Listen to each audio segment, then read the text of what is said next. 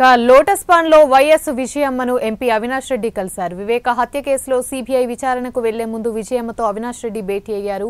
దీనిపై మరింత సమాచారం మా ప్రతినిధి సంపత్ అందిస్తారు.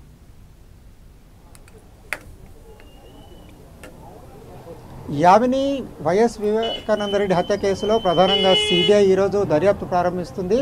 ఇందులో భాగంగానే కడప ఎంపీ వైఎస్ అవినాష్ రెడ్డిని విచారణకు హాజరు కావాల్సిందిగా నోటీసులు జారీ చేయడం జరిగింది. అందులో భాగంగానే ఈ మధ్యాహ్నం 3 గంటల ప్రాంతంలో అతను విచారణకు హాజరు కానున్నారు. అయితే అంతకుముందే 2 రోజుల క్రితమే హైదరాబాద్కు వచ్చినటువంటి వైఎస్ వివేకానందరెడ్డి ఈరోజు ఏదైతే సిబిఐ విచారణకు హాజరయ్యే ముందు లోటస్ పాండ్లో ఉన్నటువంటి వైఎస్ విజయమ్మను కలిశాడు. వైఎస్ విజయమ్మను కలిసి మాట్లాడడం జరిగింది.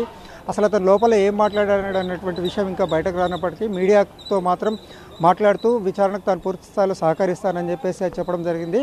మరోవైపు అతను ఇప్పుడే లోటస్ పాండ్ నుంచి సిబిఐ కార్యాలయానికి బయలుదేరాడన్నటువంటి సమాచారం కూడా మనకు వస్తుంది. కానీ మరి అతను 3 గంటలకు సిబిఐ అధికారులు అతన్ని విచారణకు హాజరు కావాలని చెప్పినటువంటి నేపథ్యంలో ఇప్పుడు అతను తన నివాసానికి వెళ్ళాడా లేదంటే ఇక్కడికి నేరుగా వస్తాడన్నటువంటిది ఇంకా సందిగ్ధత నెలకొని ఉంది. మొత్తంగా చూస్తేనైతే వైఎస్ వివేకానందరెడ్డి హత్య కేసులో ప్రధానంగా ఇతనికి 160 సిఆర్పిసి కింద నోటీసులు జారీ చేసినటువంటి సిబిఐ ఒక సాక్షిగా ముందుగా పరిగణించేటటువంటి అవకాశాలు ఉంటుగా తెలుస్తుంది. ఇందులో మొత్తం మీద ఒక పెద్ద సుపారీ కిల్లింగ్ గ్యాంగ్ చేసిన పనిగా కూడా సిబిఐ అధికారుల నోటీసులు వచ్చినట్టు తెలుస్తుంది. ఇందుకు సంబంధించి అవినాష్ రెడ్డిని అతని బ్యాంక్ స్టేట్మెంట్స్ కూడా తీసుకొని రావాలని చెప్పేసి సిబిఐ కోరడం జరిగింది. సిబిఐ కోరినటువంటి నేపథ్యంలో మరి అతను బ్యాంక్ స్టేట్మెంట్స్ తీసుకొస్తాడా లేదా అన్నటువంటిది చూడాలి. ఎందుకంటే ముందుగా దస్తగిరి ఒక వాంగ్మూలాన్ని ఇవ్వడం జరిగింది. అప్రూవల్